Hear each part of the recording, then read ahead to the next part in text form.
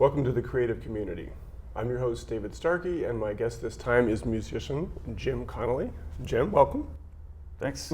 Glad to be here. Yeah, well, we're going to get a chance to hear you play this instrument that you've got cradled in your arm here at least a couple times today. Let's start by talking about it's a banjo, but it's a special one.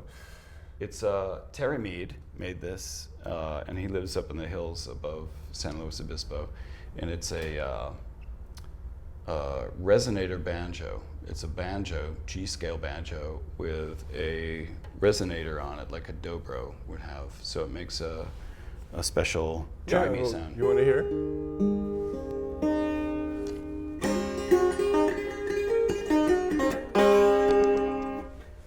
And what gave you the idea to combine those two? I was looking for something that wasn't a banjo. That you know how to play the banjo. I know, I love this. But what I really wanted was something that was a little quieter, right? Had more sustain and a chimier sound than a banjo. Because I do a lot of unusual chords, and banjo is so plunky that when you play a complex chord and it disappears very quickly, it's hard for our ears to hear what's happening. And so the resonator sustains it a little bit. Yeah, so it's a little bit better for singing with, and it sounds a little bit less good for traditional banjo music because it's so chimey. But it's one of a kind, and it's really unusual. And he had no idea. We didn't have any idea what it was going to sound like when he made it. And originally he said, I don't want to do it because we don't know what it's going to sound like. And I said, that's perfect, as long as it doesn't sound normal. Yeah, well, and it doesn't, but in a good way. Yeah. Well, we're gonna hear you, but so people can see. Okay, some people who are watching the show, well, I know Jim. I've seen his stuff for decades. Give us like the thumbnail version of how you got to this table here in Ventura. As a musician, I guess mostly.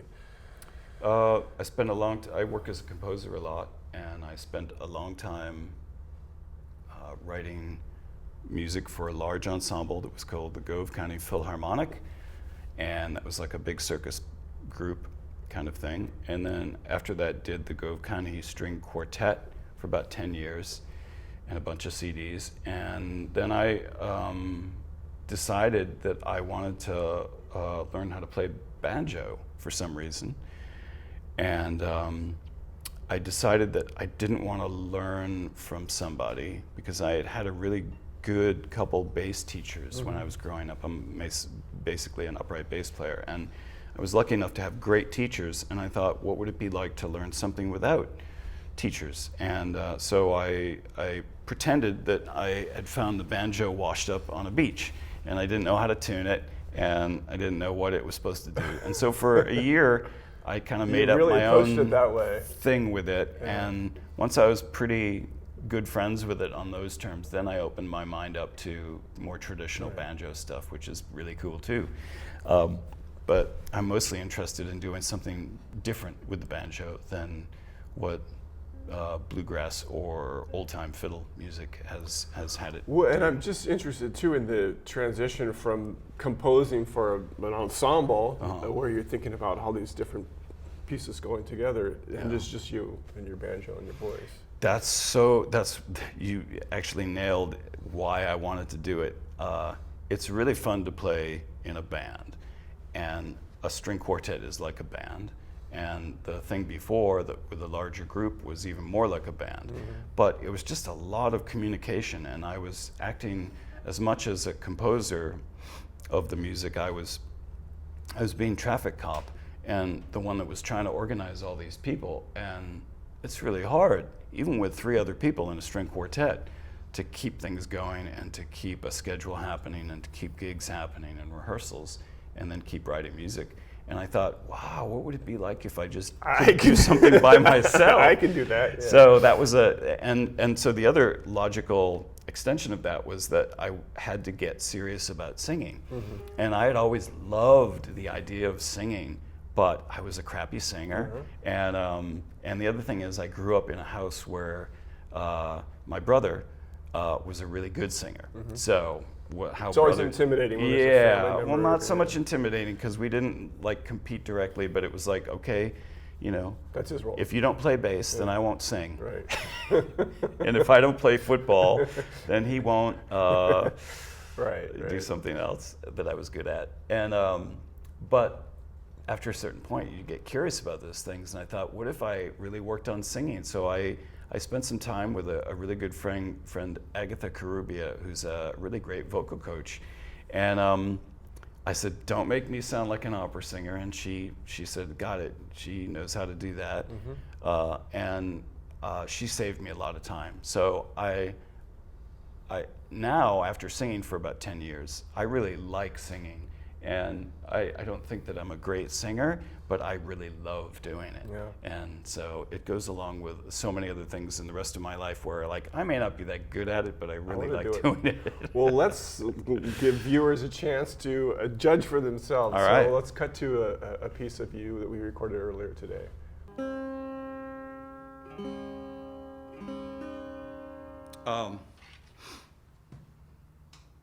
This isn't a love song. It's a song about anger. Is that the opposite of a love song? And I thought, we're so good at anger. And why is that? And our bodies must still have a need to do it, to make that thing happen called anger. There must be a use for it. It's elusive, I wonder. And so this is a song that asks the question, what good is it? Because it might be some good.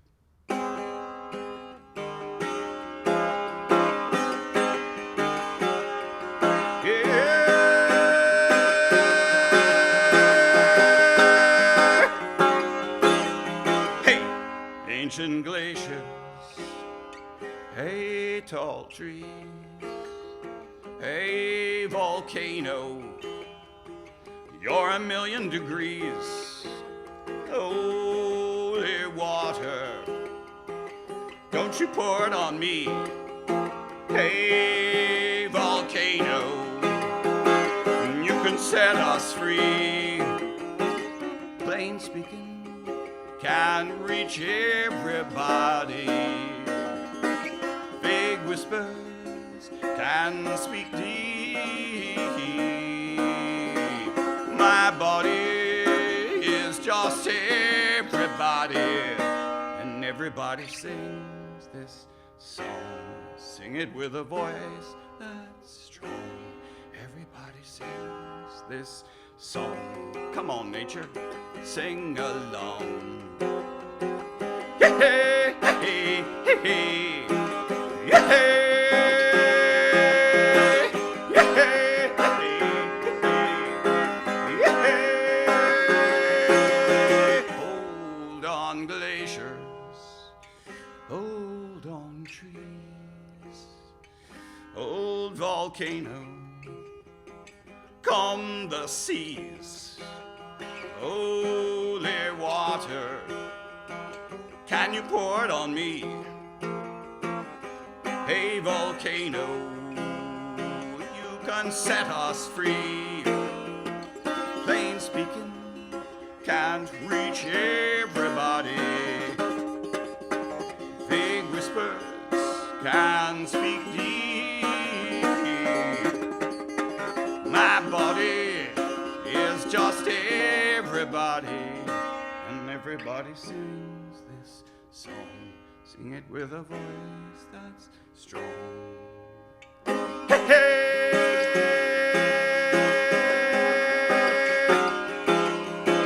hey, hey, hey, hey. This is how we find out. This is how we see what we want to be made of in a land that is free. Holy water, We can drink it like tea. If we drink a lot, it will make us pee. We can use it like an animal.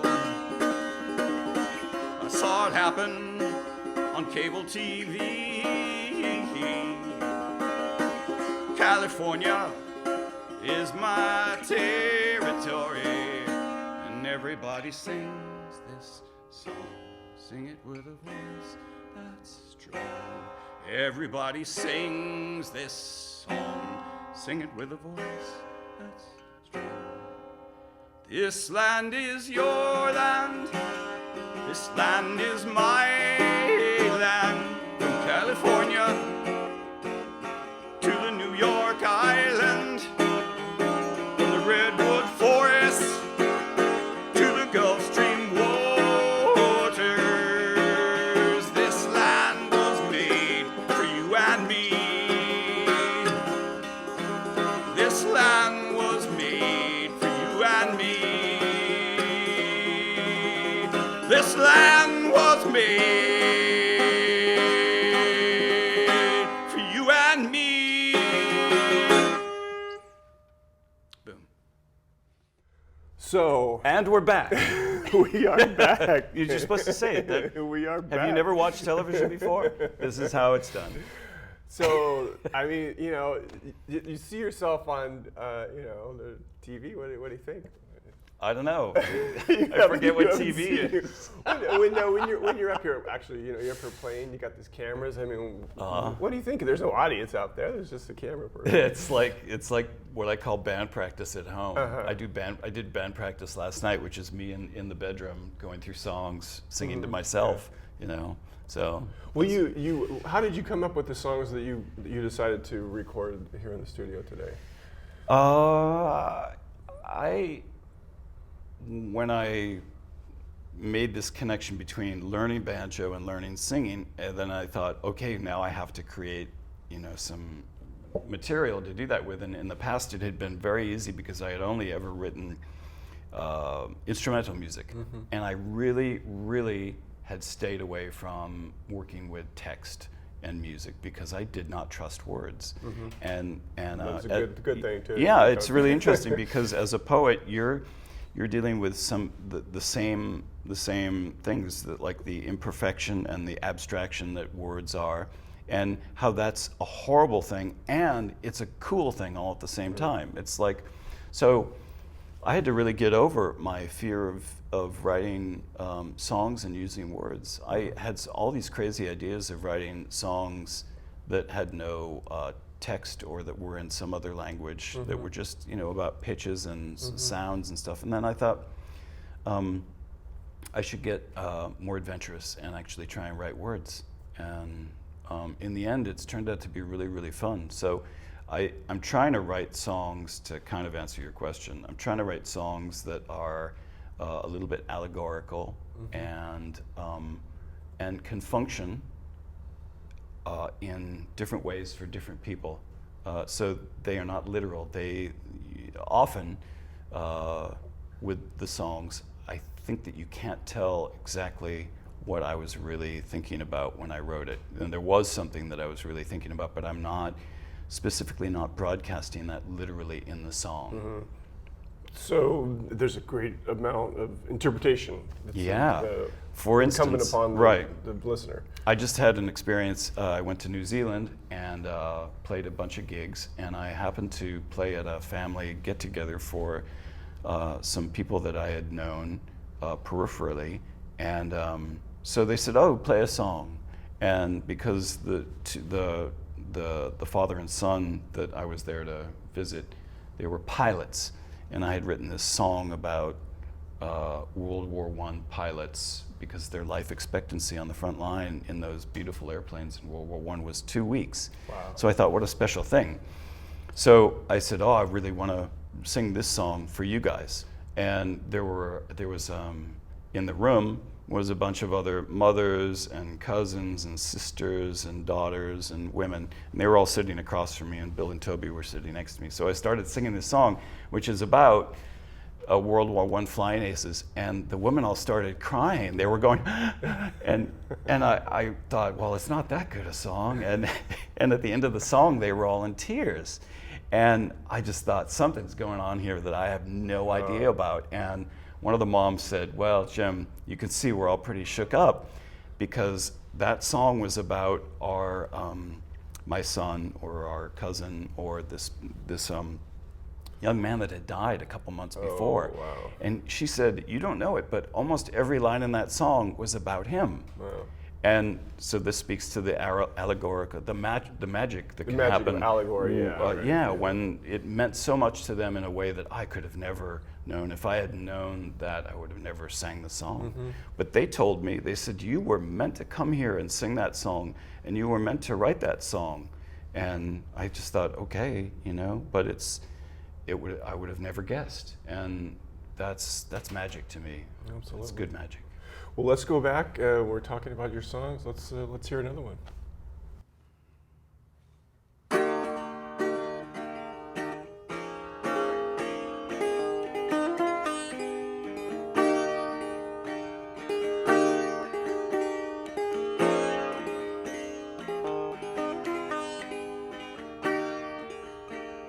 Some stand alone and some are steady.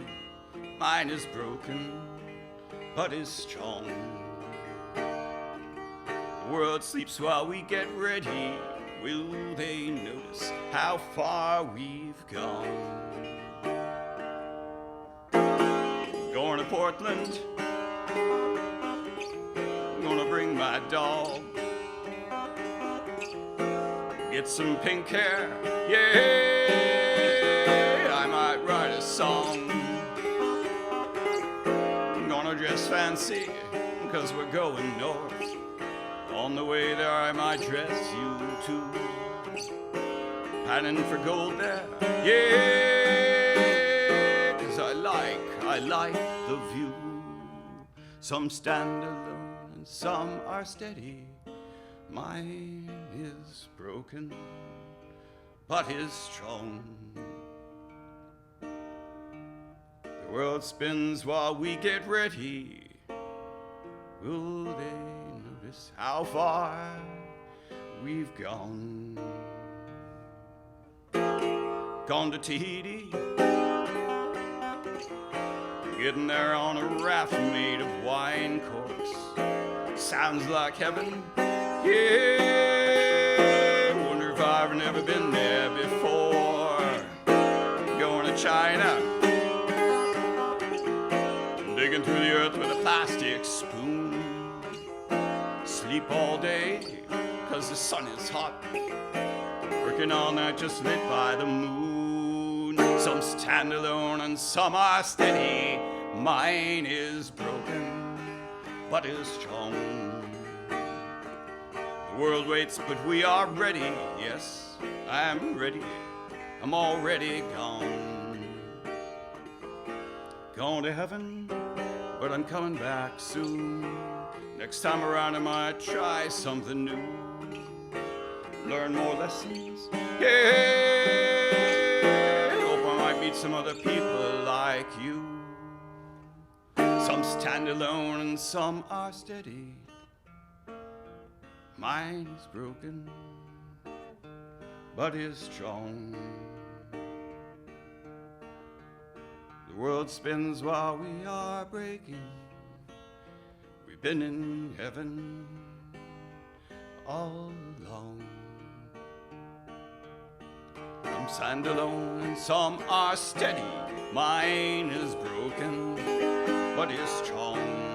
The world spins while we are breaking. We've been in heaven all along. Going to cable TV on a Saturday morning.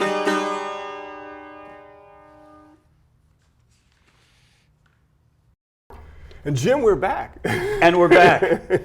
Can you let me do it one time? And we're back. We are back. But you did it good too. Yeah, I'm trying my All best. right. You've had a lot. You're a pro. So we just have about 6.5 minutes left to chat, but Before the camera started rolling, you and I were talking about the changing landscape of music, and to quote you, you said, "What a weird time to be a musician," and that was for a number of different reasons. I don't know if we can squeeze them all into 6 minutes, Yeah, but let's pick one. I'd love to hear you just talk about why it's so challenging. There's no more medium anymore. There's no product to sell anymore. So how do you make money? You got a business. There's the great joke. How do you make $3 million? How do you make $1 million as a jazz musician? Right. Start with $3 million. But that's kind of like, how do you be a musician in 2019? You start with some money, a job, or just something else, Yeah. and or a willingness to really bang your head against the wall. And in some funny ways, it's never been any different, I think, in the music world. It's the people that make it are sometimes the people with a lot of talent, but they're almost always the people that have been willing to stand next to that brick wall and keep banging their head against it in a smart way. Not like an idiot, but in a smart way, and keep working on stuff, keep getting out there and playing it. And I just went through this really interesting experience with Natalie DeNapoleon, a really good songwriter. Sure, just moved back to Australia. Yeah, with her husband Brett Lee Dix, and we were she was writing these songs, and we spent a long time talking about her process and my process of writing a song, and the idea that we work on these little babies, and then when it's done, you get this big rush. It's probably like finishing a poem, right? You finish it and you think, oh yeah. And but this is what happened to her. She had because she writes poetry too. She does, yeah. And you might know this story, but I find this hugely, this very encouraging, this particular thing, which is that she wrote a poem that was really good, and she would submit it and get rejection letters, and sometimes hear nothing but it was a rejection, blah blah blah, to all these poetry contests and these da da da. And then she decided to send it to Australia, right? Is this the well, same no. story? What happened was she decided every time she got it back with a rejection, she was gonna make the poem better. So she never sent the same poem back. She out. never sent the same poem out. It kept getting better. She kept learning ways to make it better, and in the end, those rejections actually made a better poem, Right. because she stood there and banged her head against the wall and kept working on it. And finally, she sent out a version of the poem that was like probably 5 or 7 generations past the original, and it won a big prize in Australia. The Day Prize, I think. Yeah, right. yeah, and it's because she kept working on it. And well, sometimes I think that's a function of age too. I mean, Natalie is an adult woman, but like when you're young, you don't mind banging your head against the wall, maybe as much as you do when you get to be a little bit older. And in fact, you may enjoy banging your head against the wall. Do you think it changes as you get older? Do you still have that same sort of drive to get better? I don't know, because I don't remember. And I'm a bolder person now than I was in my early 20s, when I supposedly had more energy and more courage. But I have more courage now, and more ability to do stuff. And also, I'm not. I think I can. In some ways, I'm a lot better suited for banging my head against. I mean, you could see the the bruises up on your bruises forehead. there, but I built up a callus right here. Well, I've been on the shows. I've been saving the last minute or two for people to give advice, and you've already been sort of doing that all throughout the interview. But somebody's watching the show and they want to be a musician. Is there something you can give them in a minute or two? Yeah, sure.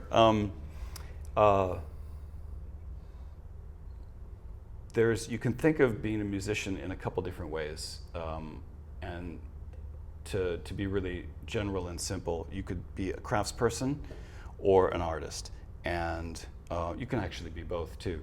But for the purposes of this idea, think of the craftsperson as somebody that can do a lot of different things and do them really well, and the artist does one thing really well like nobody else. And so the encouragement is, who are you? What are you, an artist? Or are you a craftsperson? And to actually think about those things, because they're good if they're conscious choices. Mm-hmm. Yeah. That makes sense. It suits us to actually decide which one we want to be. So you got to look inside first before you make that decision. You can, yeah. Yeah, that's the only, sure. Don't be asking people about it. Ask yourself, yeah. Don't be asking. Don't be going on TV trying to find an answer from some host that just writes poetry. That's right. That's a mistake. And we're back. Well, Jim, it has been a real pleasure talking to you. I should say, we just got a few seconds left, but the Piano Kitchen, you're still running that in Santa Barbara. Facebook page, if people want to check in. The Piano Kitchen on Facebook. The Piano Kitchen on Facebook is a great place to hear possibly you. Yeah. Well, thanks again. It's been a pleasure. Thank you. The Creative Community is produced in association with CAPS Media and TVSB. Here in Ventura, it is produced by Phil Taggart with his fantastic crew. I'm David Starkey. I do not have complete control of the lighting of the fuse. I'm feeling cold. Let's keep it all on ice. We'll give it a chill so it lasts longer. It'll last longer. I hope it lasts so long. Long enough for me to get stronger. But if my dreams are just like a donut, it's been in there so long.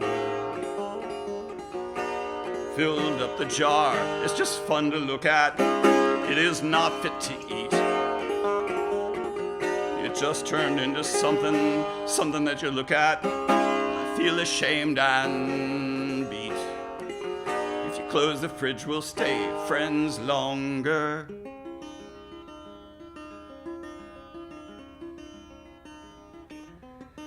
I am ready to lose. I do not have complete control of the lighting of the fuse. I'm feeling cold. How much of this life is mine? How much of it is not my problem? Is it me that draws the line? What's in the fridge that I really wanna put my name on? Don't you touch my wine. Go out and buy your own peanut butter. We can share the bread. If we sold the fridge, we'd stay friends longer. Let's sell the whole damn boat. Stop wearing shoes and putting on clothes. It's time to lose control. Let's get right rid of what contains us. I am ready to lose. I do not have complete control of the lighting of the fuse. I'm feeling bold. I'm feeling bold. I'm feeling